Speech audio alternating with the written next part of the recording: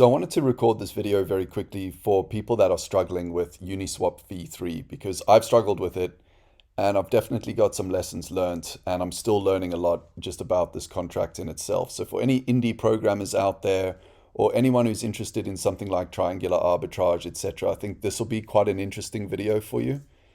If that's not you, this is going to be kind of boring because we're going to be looking at some code and I'm going to be getting right behind the scenes on how I'm pulling price data, etc. So the idea here is we've got Uniswap V3 and I want to go and select, let's say, Ethereum to WBTC. So this is, or let's call it WETH to WBTC.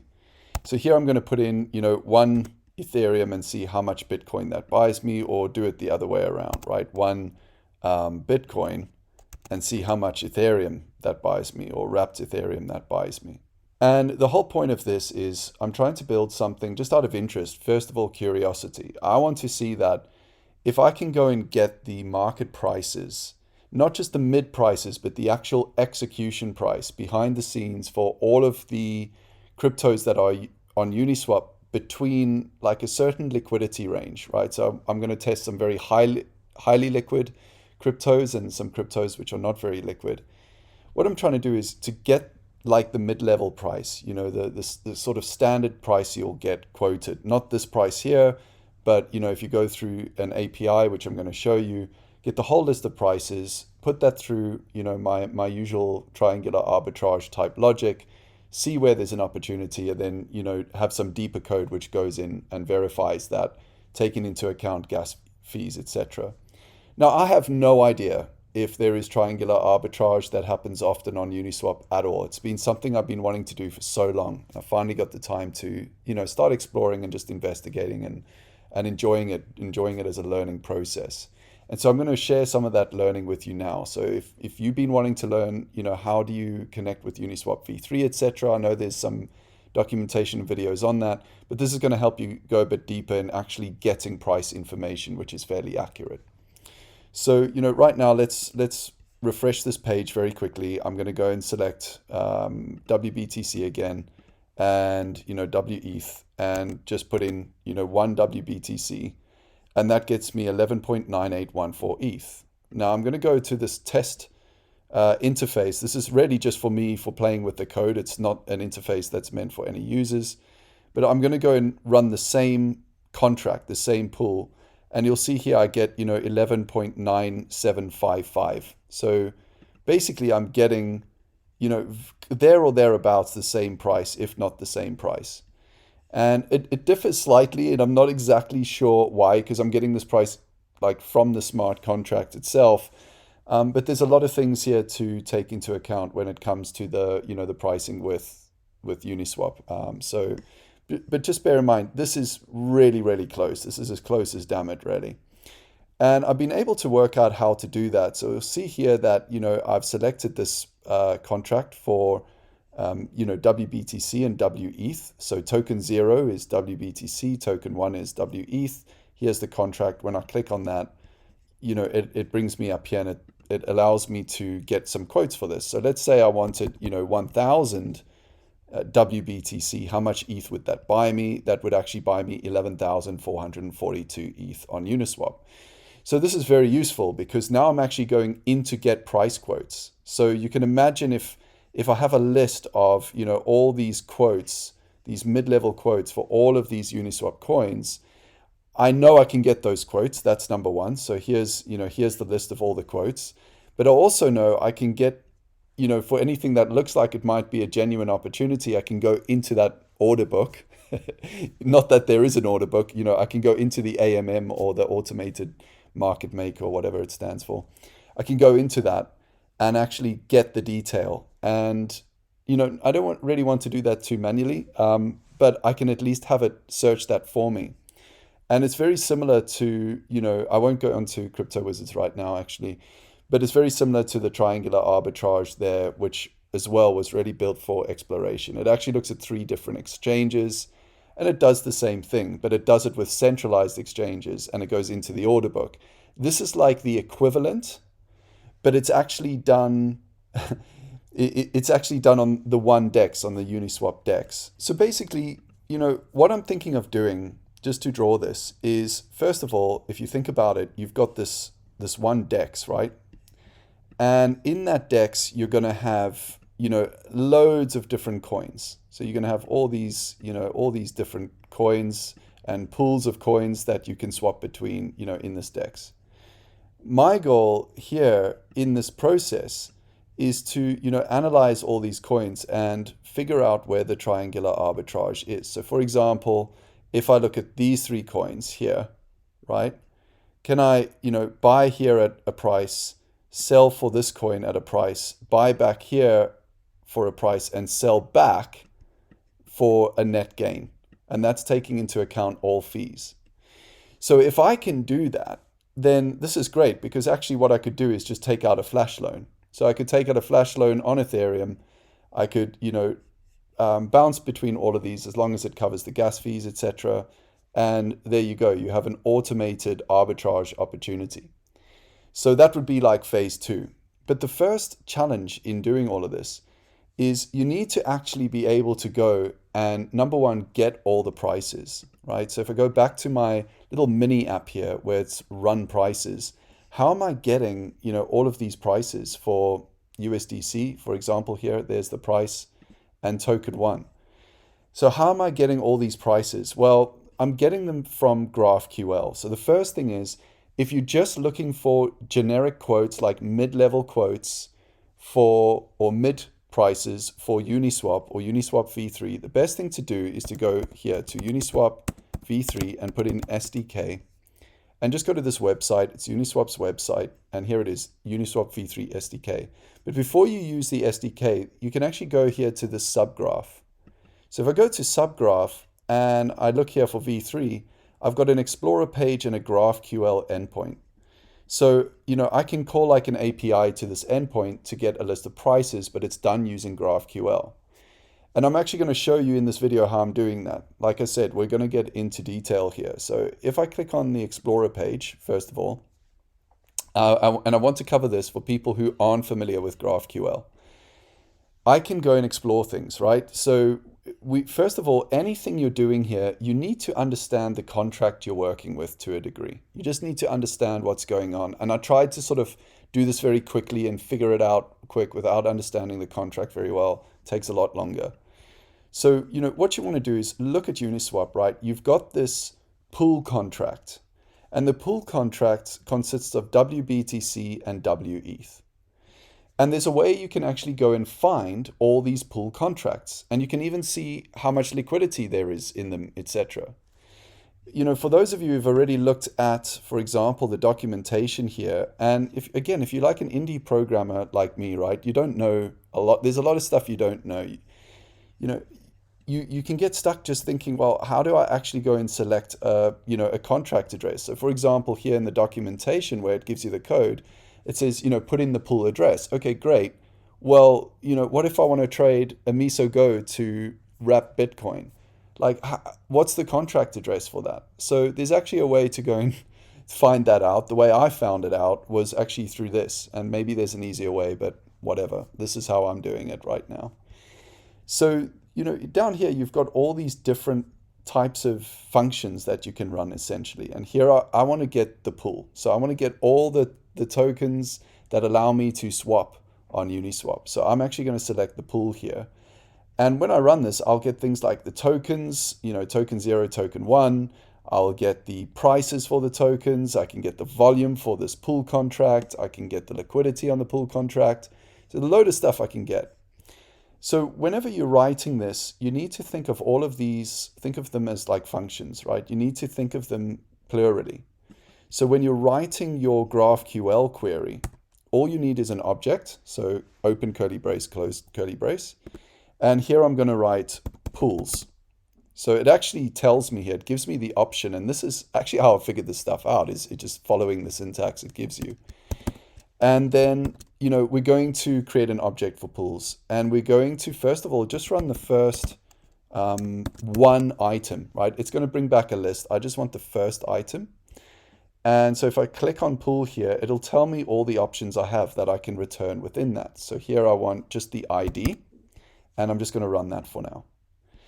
Great. So well done. If you've done this or if you're doing it after the video or whatever, well done if you get this far, because now you already are now able to get pool contract addresses for Uniswap V3. And that's just one of them. If I wanted to pull, 5 of them, I could run the first 5 and here they are.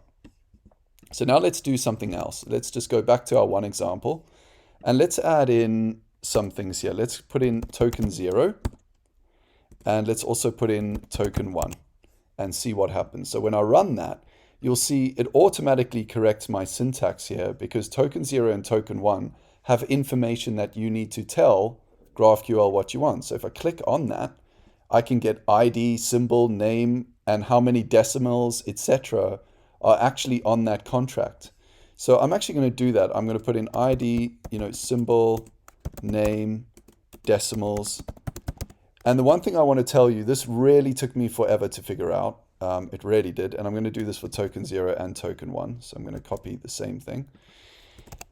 Decimals are really important when it comes to getting quotes to calculate pricing. You need the decimals because the decimals are going to tell you how much you need to convert a number by to get back to a price that makes sense for the human mind. And I'm not going to go too into that right now, but you need to know contract decimals. So I'm going to give you a specific example here in a moment. So let's run that. Great. So now I've got the pool contract address. I've got the contract for the first coin, which is token 0, the first token. So this is BCZ or Binance CZ. And I've got the contract for wrapped ether.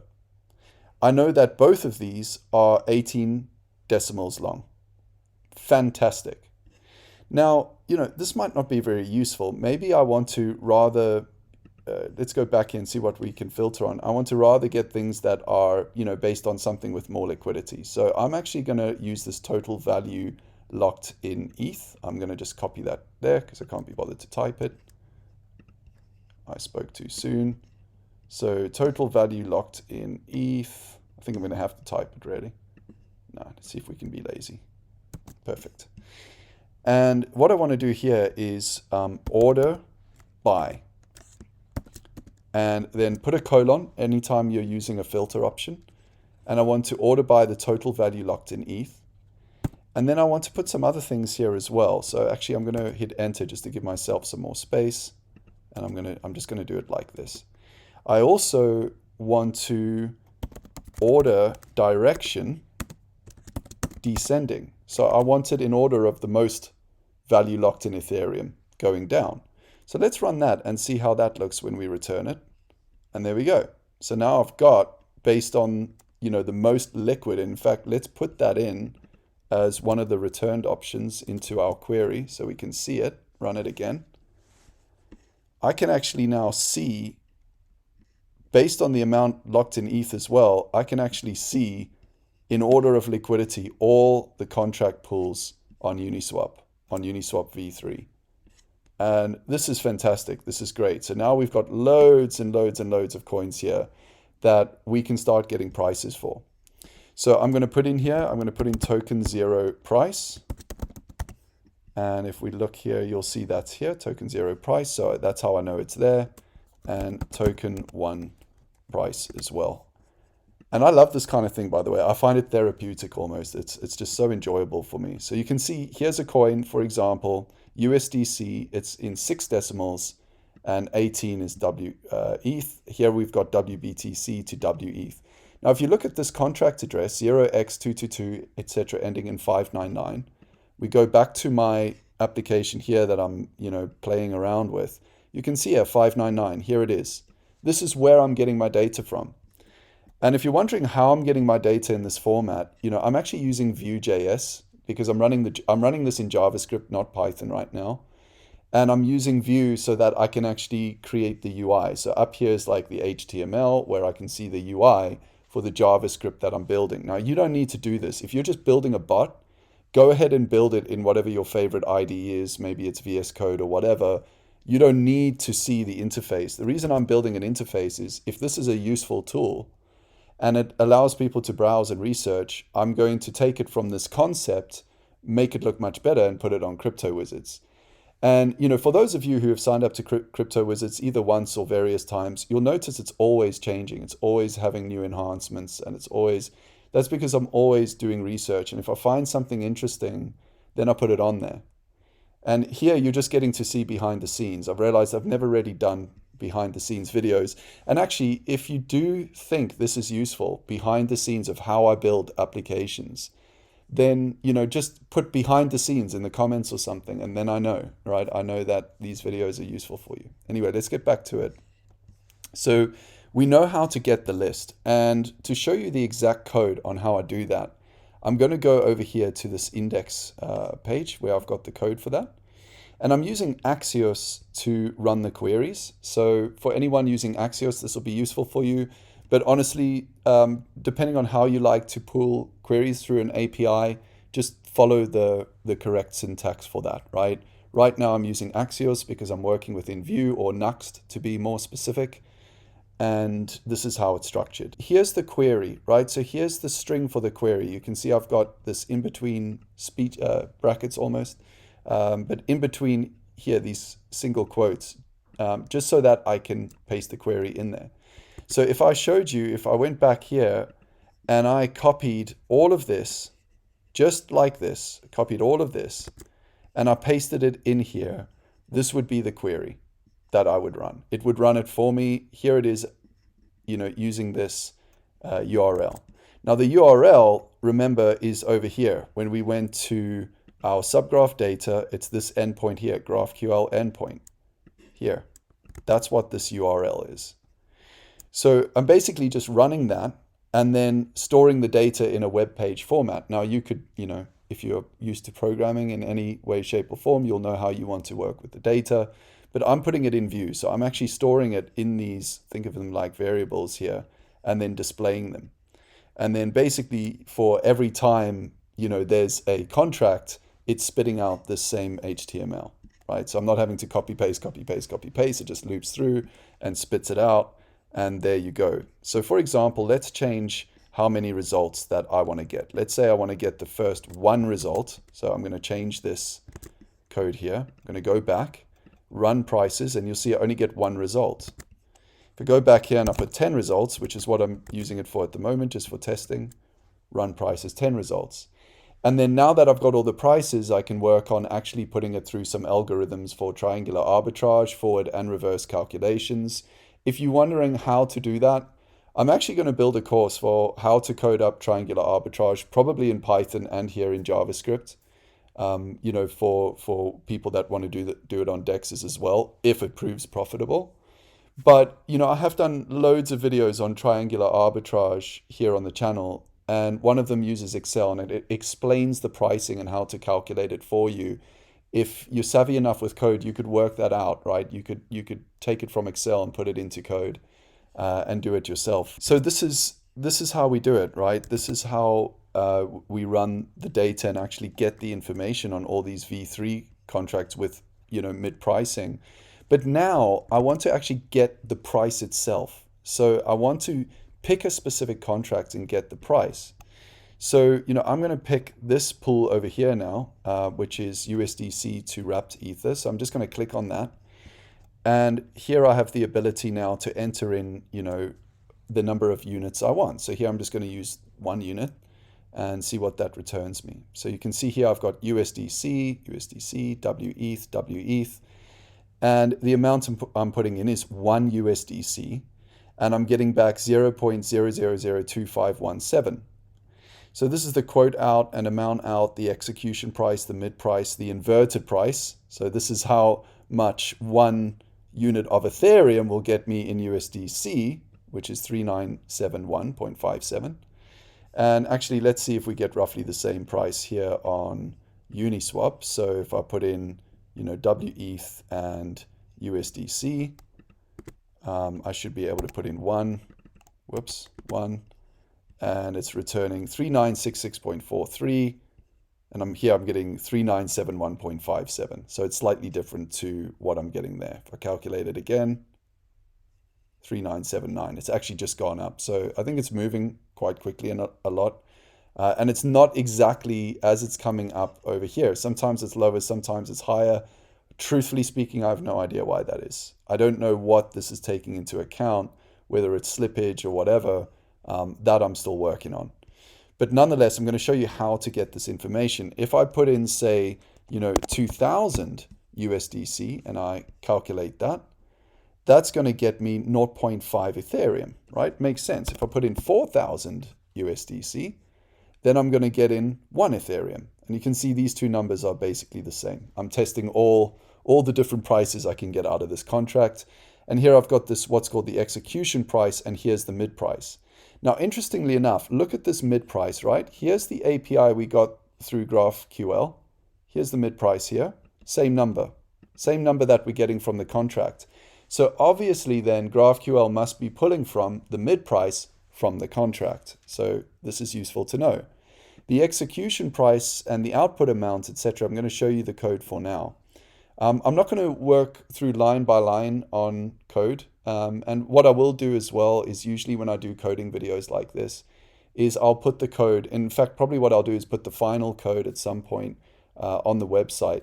But it's not done yet, right? I'm not finished. What I want to show you is how you need to think about calculating the prices in the contract. Now, the code is actually here, right? It's on the site. A lot of people will go to fetching spot prices here. And honestly speaking, truthfully speaking, what I found the most useful for this exercise is going to creating a trade. Creating a trade is giving me a much more accurate price because it's going and simulating a trade before it actually executes one. And so this for me is the way to do it. So you follow this, and if you scroll to the bottom, it gives you all the code. Here's all the code. The only thing I had to do is I had to take out interface and interface here and just put this, as immutables equals or state equals. I couldn't use interface. I don't know why. Clearly, there's a gap in my knowledge on programming there. I'm sure someone much smarter than me will tell me in the comments. So let's go and take a look at how this is working, right? So here's all the code. Where I really got stuck here is in this, number one, this contract address, which I've now shown you how to find all the pull contract addresses, right? So you can use those. And use the same quote address that they give you here for everything. Don't change it. This is the Uniswap V3 quote address, right? The contract address for quoting. So you just keep using that. But where I started getting stuck was like down here. So where you want to put in the input price. So down here, input amount, right? You will see here that they just put in an input amount of 1,500. Well, it's like, okay, well, what? 1,500 what? Orange monkeys? How is it looking at that 1,500? Right? So for example, here I'm putting in 4,000. We know it's USDC, but how is it reading that and how does it interpret it when it comes out? It's not spitting it out in the way you're seeing here. You have to do things to get it to spit out in a format that agrees with Uniswap, like how you see it here, right? So it looks the same kind of format. It's the same kind of information. It doesn't do that naturally. And it's really unclear in the documentation for, again, indies like me who are trying to figure out the different weightings and calculations, how that's happening. Now, if you've done this before, you'll understand it and you'll know what to do. But if you haven't, it's actually really kind of painful. So here's what I'm going to show you. Let's go to the code. When you go to the bottom here, when you look at my code here, where I go to the input amount. So first of all, the input amount I'm taking is the number 4,000, for example. So that's coming from this dot amount in, which is the same thing as this box I've put here. So in your code, you could just call it 4,000, right? It's the same thing. What I'm doing here is I'm using this parse units. And I'm putting in decimals. So actually, let me actually make an alert here. I could log it, but I'll just do an alert to show you what the amount is when I do that. So first of all, let's alert this before here and again after. So you can see the difference in terms of what's going on. So when I go and hit contract price, first of all, it gives me an alert, says that I'm using 1. And I hit OK. Then it's giving me the second alert after it's done that transformation, and it's giving me 1 million. And the reason is because there are 6 decimals there are 6 decimals in the USDC contract. Let me show you what I mean. If I actually look at the contract address, so here's the contract address for USDC, right? Again, I got this from the GraphQL. Here's the pool address, but here's the contract address for USDC. Here's the contract address for WETH. When I go to Etherscan over here and I whack in this contract address here, here's my contract. I can click on contract. So if I click on read as proxy, and here it is, decimals. This tells me the decimals in the contract. Actually, what I realized here doing this video as well is the decimals are actually here in GraphQL as well, somewhere. Where are they? So they're here as well. You can pull them from GraphQL. You actually need to put that into this formula, this parse units, which comes from the ethers utils library. So ethers is basically ethers.js. It's the alternative to Web3. And I'm using it because that's what they show you how to use on the documentation on Uniswap V3, right? So when you're copying and pasting that code, you will by very nature be using this. But actually go and browse ethers utils and understand what parse units means, and also understand what the format units means. So parse units is basically putting things into like a big number so that all these calculations can happen with smart contracts. But then when you want it back in human readable form, you're actually using something different. You're actually using this format units here. Or too significant as well is something that you'll use as well. So the final thing I want to show you here is also just how this works. So let's actually put in our console. Let's actually just console log this unchecked trade here. So this is the trade that I'm placing to get the price, or the pretend trade I'm trying to place to get the price. I'm actually just going to log this whole thing here. So what I'll do is go here, hit F12, run contract price, and you'll see down here in my, whoops, we forgot to move the alerts. You'll see here, it's now given me the object for all of this. And so let's take an example here. See here where I've got, I don't know, output amount, unchecked trade example, which is this here. This all came from the V3 SDK. And again, just to show you that, to make sure you know what I mean. When I go here, it's in this code here, right? Unchecked trade example, copy and paste. Honestly, guys, it's all I did was copy and paste. I didn't change what this said or anything. When I come back here and have a look at this, here you can see I've got this output amount, right? So let's go back here. Output amount, right? So I'm trying to get that. Well, how do I get that? Well, it's over here. If I look down, here's output amount. And then if I open up output amount and I go to prototype, these are the outputs that I can have it do. I can have it divide, multiply, subtract, or go to a number which is too significant. So how many decimal places does it need to be to?